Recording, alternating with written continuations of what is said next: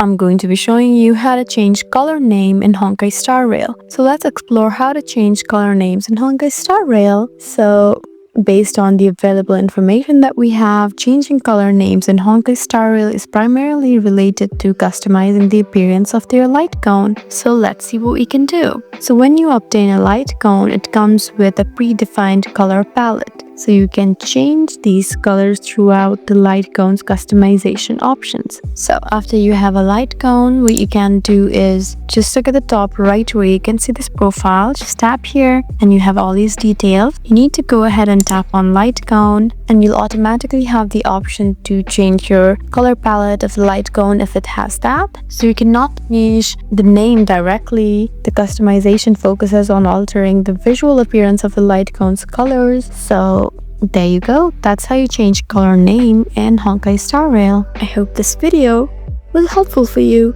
Please leave us a like and drop us a comment down below, and we'll see you again in our next video. Thank you for watching.